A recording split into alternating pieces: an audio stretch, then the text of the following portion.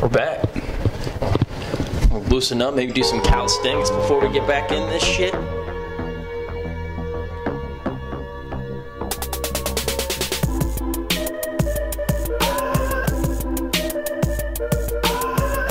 We're still brought to you by Mountain Dew Kickstart. Over the next about 3 or 4 months, we're going to be busy people. We're going to be traveling, doing a lot of our work especially.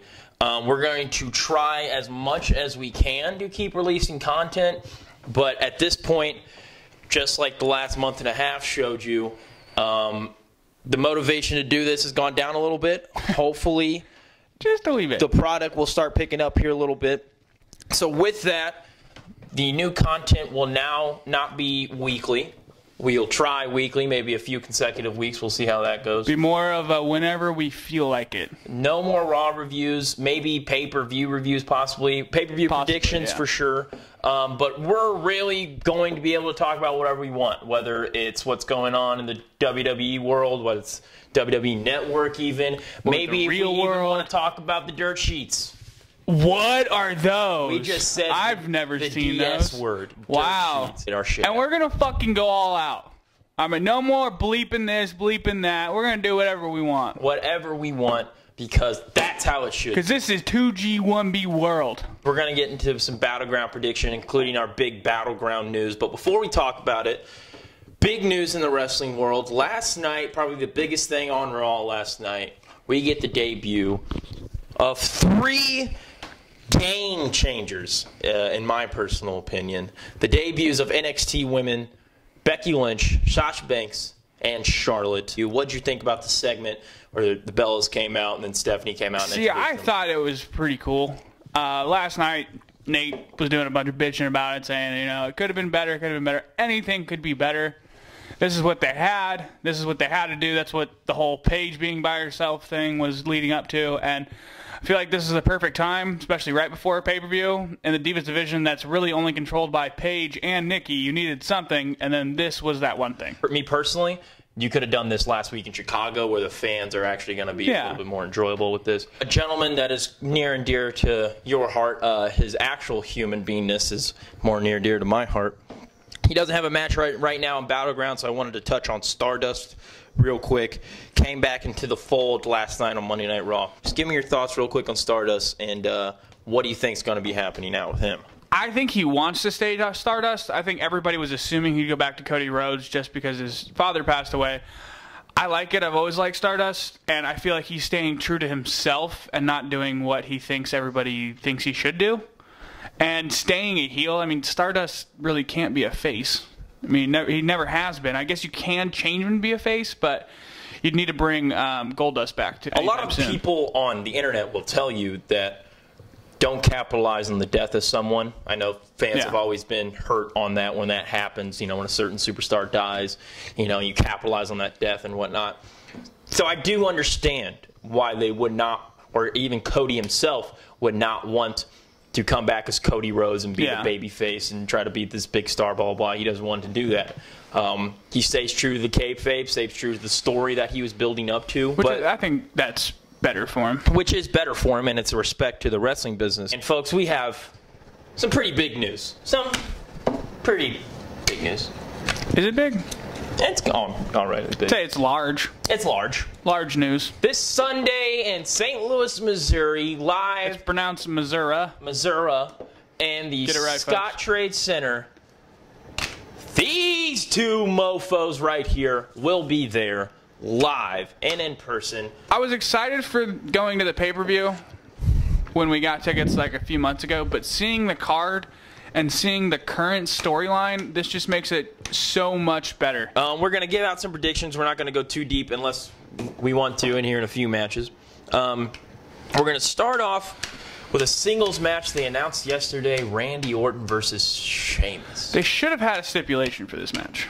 Yeah, they probably should have. They should have had it for the briefcase. That would have been pretty cool. The thing that really makes me think this match is going to be anything over par. You know, it's going to be a solid match, but it's not going to be the match of the night. Not even close, probably. Yeah, and I would say Sheamus is going over dirty here. Unless they want to keep following the trend of Mr. Money in the Banks and have Mr. Money in the Bank keep losing, then Sheamus is going to get his ass. We have a triple threat match on the card for the Intercontinental Championship. Ryback versus Big Show versus The Miz. Seth? If you replace 2 of these 3 people, it would be a good match. And by the 2 people, I mean The Miz and Big Show. Big Show's going to hinder this match way more than everybody thinks. Usually triple threats are spot fest, and I don't think he can get around that much. Here's my thing. One, Big Show's been in a lot of triple threat matches.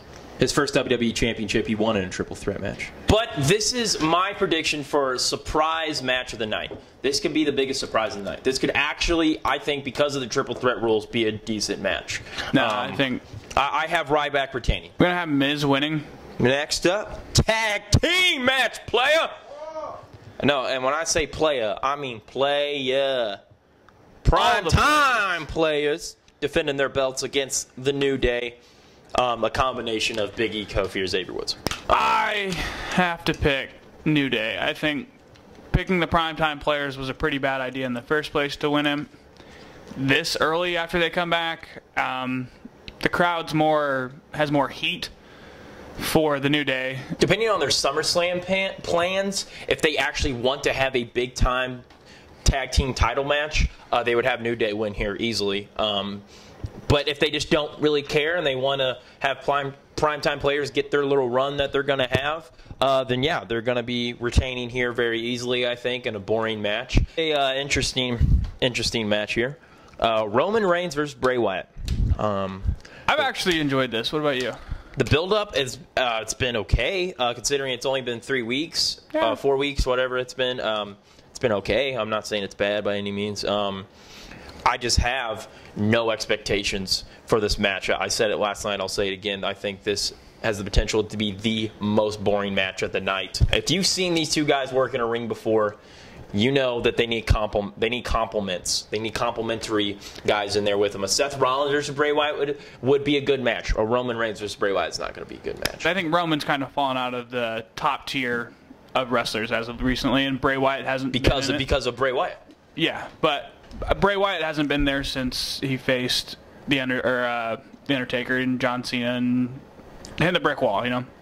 So I think this has the opportunity to bring both guys up at one time. 2013, I looked at Roman Reigns versus Bray Wyatt as a WrestleMania main event. I couldn't kid you not. I thought these were the 2 future stars. See, that's why it'll be such a good match. I thought that's what I thought. 2015 in July. This is the least expectation, whatever you want to call it. I have no hope for this match. I have no. I just wait till we're sitting on our hands versus Roman Reigns and Bray Wyatt in St. Louis, and you can give me $1. I can go get a drink or something, because I promise you, it is going to be a boring match. If I had to choose, I'd have to say Roman. Yeah, I'm going with Roman winning clean here. Yeah. And I do think this feud is over after this pay-per-view. But what about the Sting interruption? That's possible. Sting is always an option. I don't think it's going to happen. 2 matches to go. The 2 best ones. For the United States Championship, John Cena defending against Kevin Owens for now 4 straight events. What do you got to say? You have to have Kevin Owens win. Okay, but what do you think about the match? It will probably be their top 2. And their top 2 of best matches. Do not get this wrong. Seeing this match for the 4th straight event is a good thing. But I promise you for a fact, this is a good thing they have to do something different, and I think they missed that opportunity. They should have had a lumberjack match, or this can go on for another 2 months. I honestly believe John Cena versus Kevin Owens can go on for the next 2 months, and I would be completely fine with it. We're going to see the same exact match at SummerSlam, and we're going to see the same exact match after that. You have to change it up, and the only way to change it up is to throw the belt on Owens. You have to change it up at Battleground. You have to. Yeah. That'll get people excited for SummerSlam. So you're thinking having a stipulated match with this at Battleground needs to happen? It doesn't need to happen. It'd be cool if it did, though. It'd be like, you win a $55,000 Cadillac. But from your personal fan perspective, you're getting bored by this, just normal singles match. Yeah. So you would be excited if they gave us a normal singles match with Kevin Owens winning the belt on Sunday, then threw us the awesome match at SummerSlam. Yeah, it's fine with me. Exactly. Kevin Owens is walking out of Battleground with the United States title. I promise. So. I literally... That would make it good. That is, if I have to bet on any match big time with actual money, I would never would. But if I did, that would be the match. Kevin Owens winning the belt. Main event time, Zach.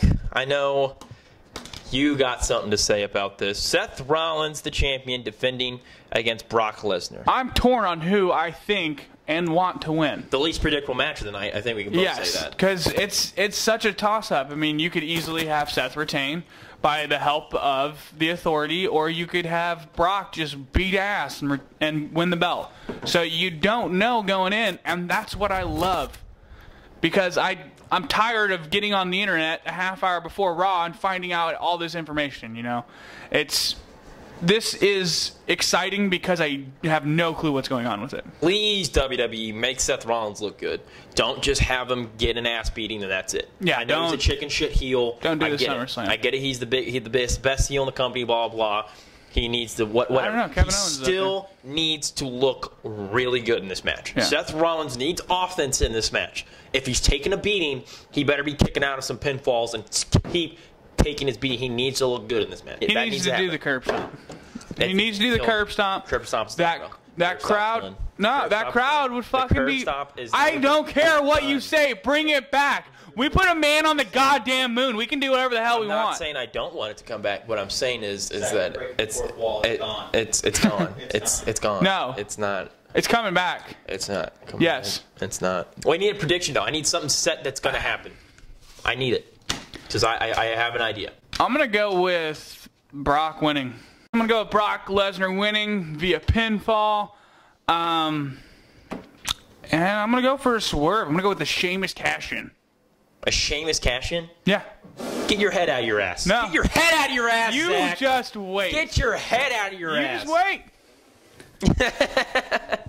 wait. Who was right about Seth Rollins cashing in and winning? Me. Okay. I am Mr. Money in the Bank, Mr. Predictor. We're gonna have a camera live at Battleground. If Sheamus cashes in, I will sit down and I will bow to you. What my best thought of what might happen is one, Seth looks good. That needs to happen. Brock does not win the belt. Seth wins the belt from Triple H's help. I think Triple H is interfering. It could go that Triple H interferes on the behalf of Brock. And Seth, yeah, and I think it's going to be a DQ. I think Seth's still walking out with the belt, and I think we're setting up for possibly a triple threat match at SummerSlam for the WrestleMania rematch. Possibly, but at the same time... That would be pretty cool. At the same time, wish I would have thought I do think there's multiple directions they can go in. Yeah. And I'm excited to see what happens. The only thing is, at the same time, I don't think they even know exactly what they want to do for SummerSlam, the championship match. Who would you pick? I would pick a triple threat match with Seth, Brock, and Roman for the WrestleMania rematch. You know, after he cashes in, blah blah blah. You also could go just straight up Brock and Roman.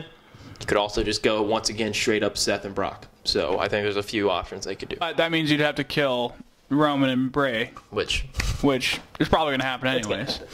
So, which again, they don't have any direction for him.